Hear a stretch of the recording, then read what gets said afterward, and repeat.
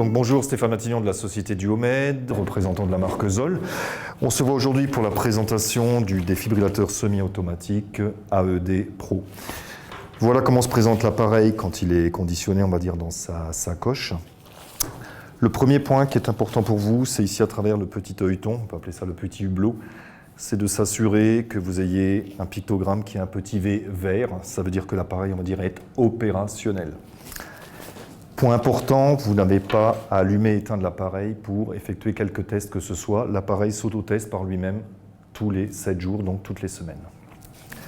Quand on ouvre la sacoche, donc en cadre d'utilisation,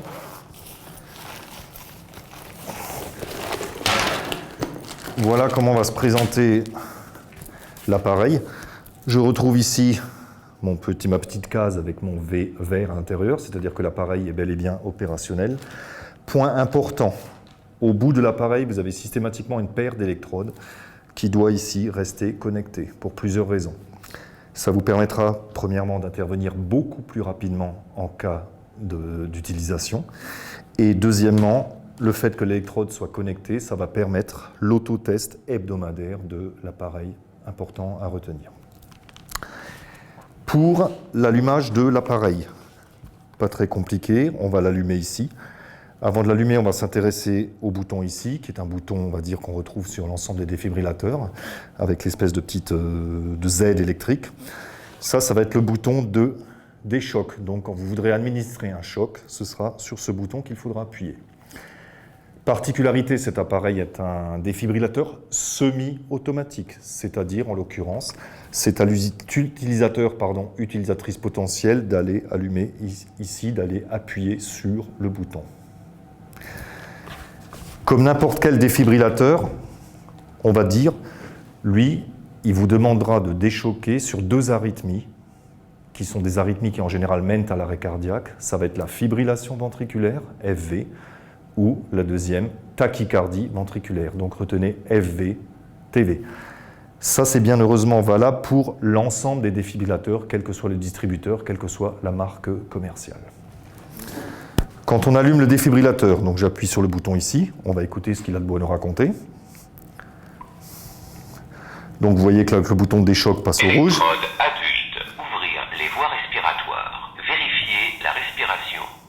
Appliquer les électrodes de défibrillation sur la poitrine nue du patient. On va l'éteindre. Alors là, quand j'allume l'appareil, bien sûr, il va me guider, il me donne la procédure qu'il y a à suivre. Là, il me dit tout ce qu'il y a à faire, étape par étape. Pourquoi ? Parce que pour le moment, on va dire, quand je déballe l'appareil, ma paire d'électrodes ici n'est pas positionnée. Nous verrons après, une fois que mes électrodes vont être positionnées, que l'appareil va aller directement à l'essentiel. En l'occurrence, il va aller directement à l'analyse. Il ne va pas me répéter inutilement tout ce dont il m'a parlé précédemment. On aura entendu qu'il m'a précisé que je suis sur une paire d'électrodes adultes.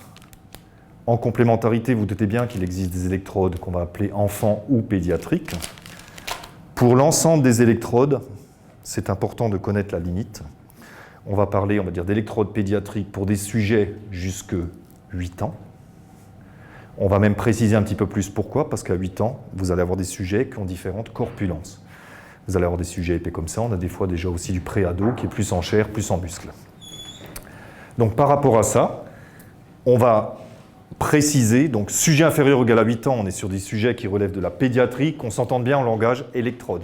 Supérieur ou égal à 8 ans et supérieur ou égal à 25 kg, on va être sur du sujet adulte. Je me répète peut-être, mais en langage électrode, que le message soit clair.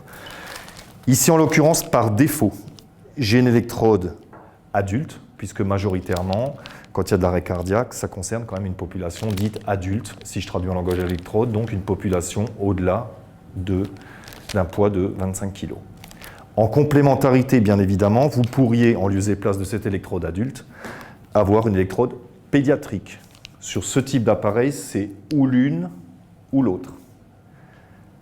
À préciser, dans l'appareil, quand je suis en électrode adulte, l'appareil va adapter ses valeurs, ses algorithmes par rapport à l'adulte. Ces algorithmes et ces valeurs sont différentes, bien évidemment, si je mets au bout une électrode pédiatrique, donc une électrode enfant. Je ne vous détaille pas les valeurs, ce serait, on va dire, emmêler les utilisateurs.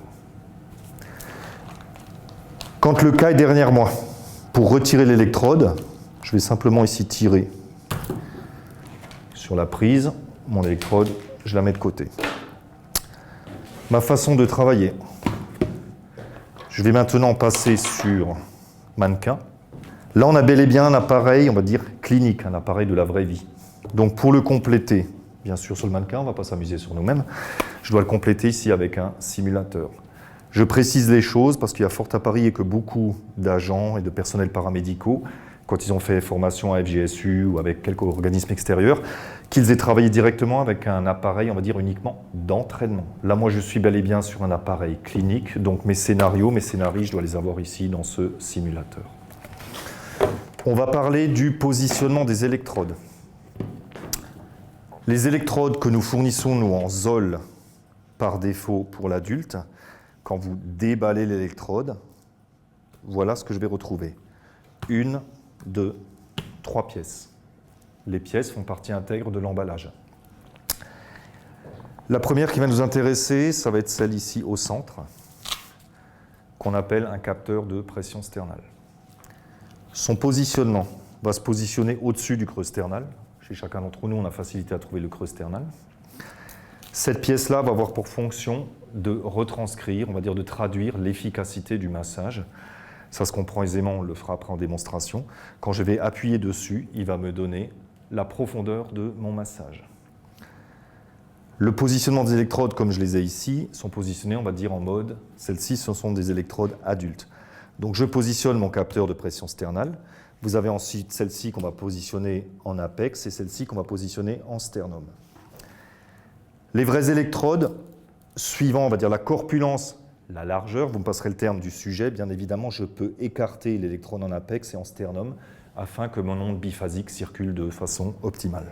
Rappel, la profondeur de massage chez l'adulte, on va être entre 5 et 6 cm. Donc la première aide que je vais avoir, c'est que lui va m'indiquer par un petit bar graphe ma profondeur. Quand bien même si je ne massais pas assez fort, il va me rappeler gentiment à l'ordre en me disant « appuyez plus fort ». Je suis discipliné, j'écoute, je retourne dans la cible, il va me dire « bonne compression ». Première aide. La seconde que je vais avoir, au sein de l'appareil ici, ce qui va être important aussi comme paramètre quand on fait le massage, c'est le rythme, la fréquence de massage. C'est une fréquence par minute. Un cœur normal, on va dire, on va ratisser large, bat entre 60 et 80 pulsations par minute. Quand je vais masser entre 100 et 120. Musique de référence, Staying Alive. L'appareil ne chante pas, je vous rassure, mais par contre, vous allez retrouver à l'intérieur le métronome. Donc, il va vous indiquer, ça va être le métronome comme quand vous jouez d'un instrument de musique, il va me donner le tempo, tac, tac, tac, tac, tac. Et quand bien même, si je massais très très vite en staccato, sur le coup de la précipitation et de, on va dire de la pression au début de massage, lui va rester impassible, tac, tac, tac. A contrario, en fin de massage, qui va durer 2 minutes, si je commence à faiblir, lui va toujours me donner le même rythme sur lequel je dois me caler, tac, tac, tac, tac. On va donc passer sur, ici sur le mannequin.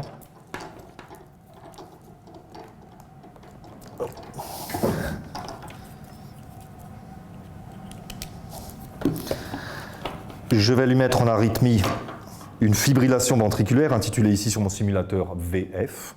Donc ça fait partie des 2 rythmes que lui va reconnaître comme rythme choquable. Et ça, une fois de plus, pour rappel, c'est valable pour l'ensemble des défibrillateurs.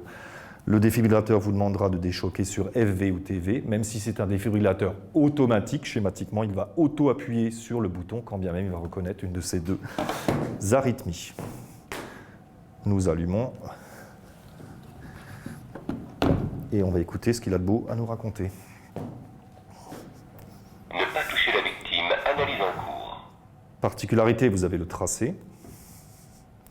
0 chocs ont été administrés. Victime, analyse en cours. Donc je ne touche pas, bien évidemment. Choc conseillé, ne pas toucher la victime. Il s'agit bien d'un semi-automatique. J'en veux pour preuve que c'est à moi d'aller appuyer ici sur le bouton. Choc délivré. Et là, on va écouter ce qu'il a de bon. Commencez la réanimation. Je vais commencer ma réanimation. D'accord, on entend. Appuyez plus fort. Je vais le faire à une main pour pouvoir vous commenter ici le bar graphe. Bonne compression. Là, ici, je me situe bien entre mes 5 et 6 cm. Ma durée de réanimation va durer 2 minutes. Quand bien même volontairement je vais faiblir un petit peu, il me dit appuyez plus fort. Appuyez plus fort.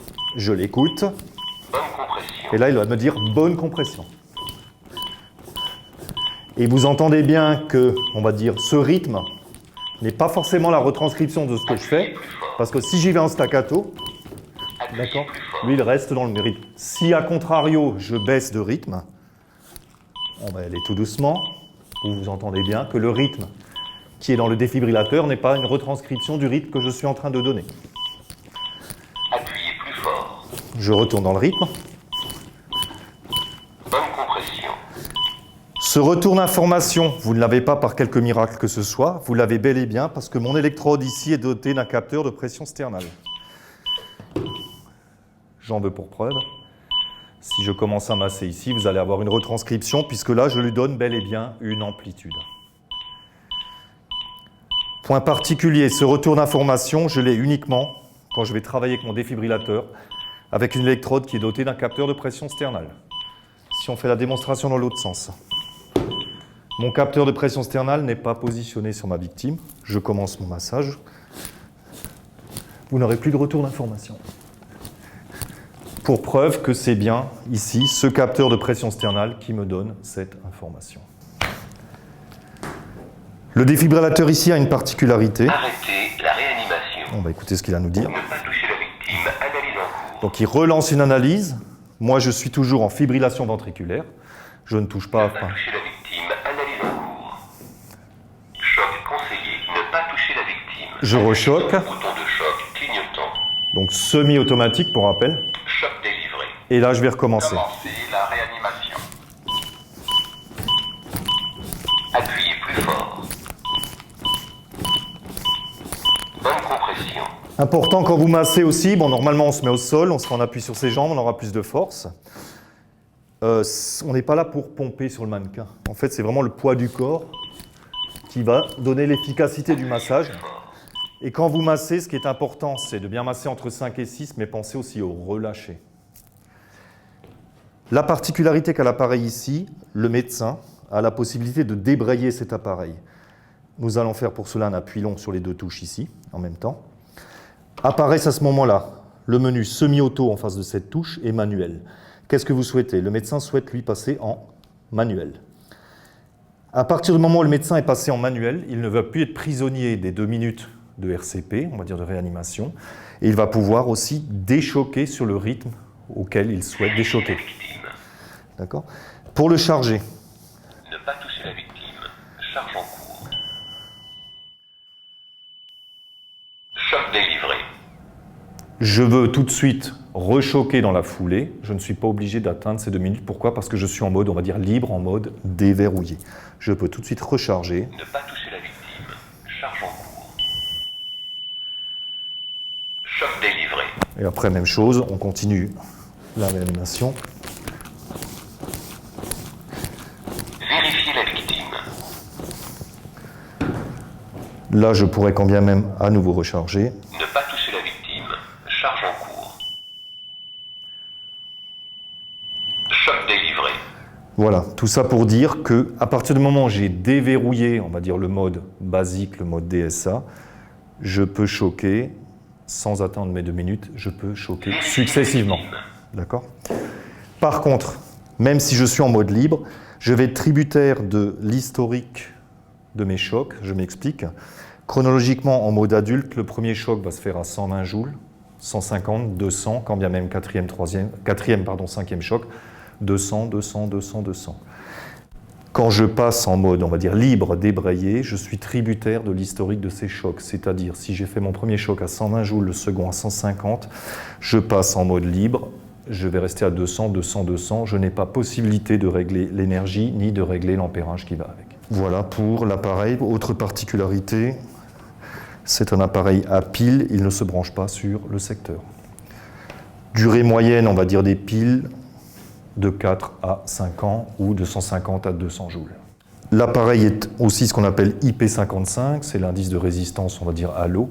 C'est un appareil qui est prévu en utilisation intérieure, mais qui peut également, bien sûr, être appliqué en utilisation extérieure, quelle que soit la météo qui fera dehors.